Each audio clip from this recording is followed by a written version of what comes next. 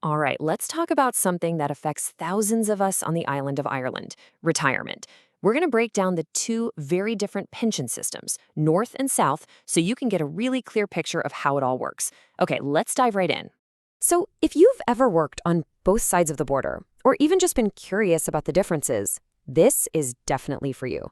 It might be one island, but believe me, when it comes to your pension, it's like two completely separate worlds. How do you even begin to plan for retirement when the rules can change just a few miles down the road? And right off the bat, the biggest, most fundamental difference is what you're actually paying in. Down in the Republic of Ireland, your state pension is built on what are called PRSI contributions. That's pay-related social insurance.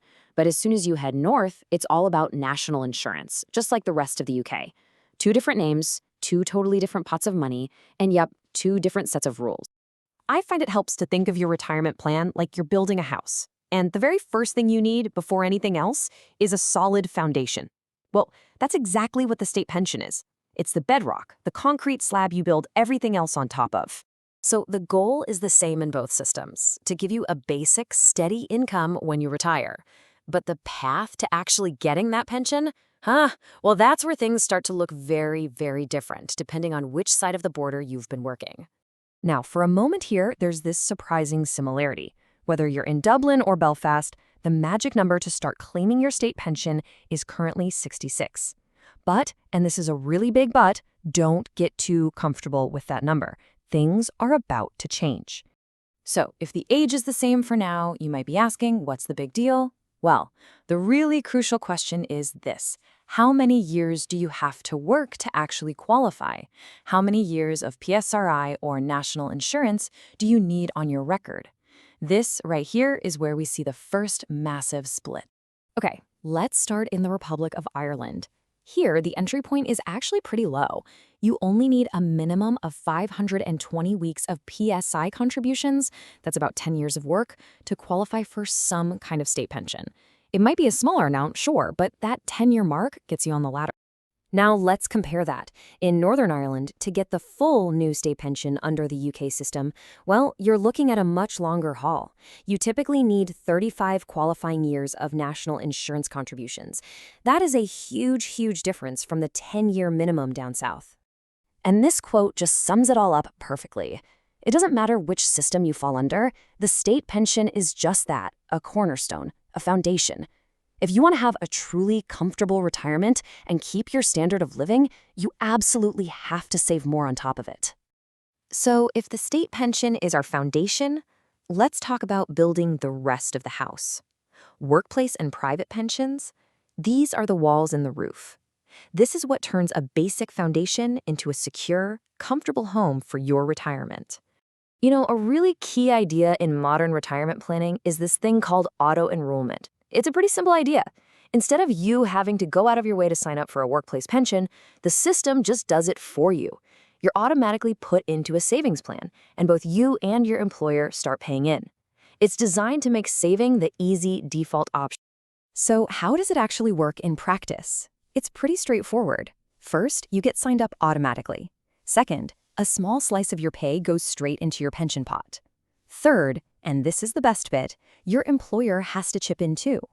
And finally, sometimes the government even adds a little extra as a top-up. It's basically free money for your future self. And here we go again, another major split. In Northern Ireland, auto-enrollment is already old news. It's a well-established part of working life. But in the Republic, it's the next big thing on the horizon. A brand new system, called My Future Fund, is set to launch in 2026, and it's going to bring this powerful savings tool to hundreds of thousands of workers for the first time. Look, the world of pensions never, ever stands still. Both systems are constantly evolving, so it's so important to know not just where things are today, but where they're heading. Let's take a peek at the road ahead. This timeline really lays it all out. You can see 2026 is a huge year for the Republic with the launch of auto-enrollment. But look at what's happening up north during that same period. The state pension age there is already locked in to hit 67 by 2028, and there are already plans to push it to 68 after that.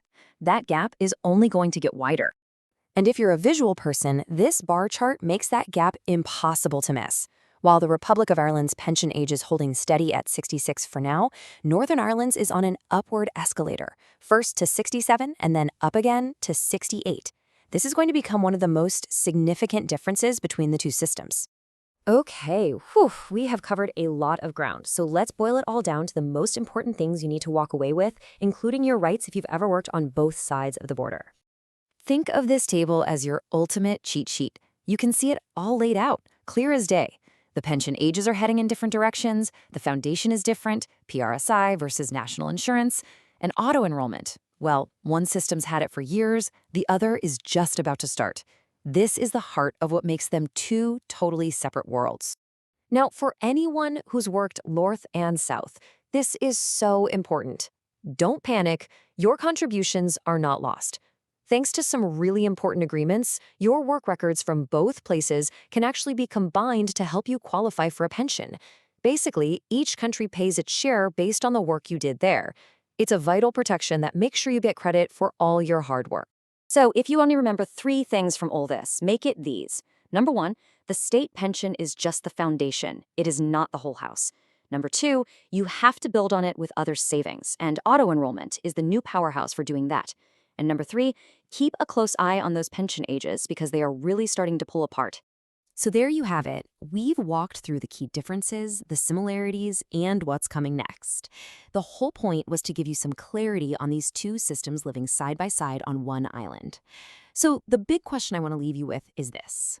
Now that you understand how it all works, is your retirement plan ready for what's next?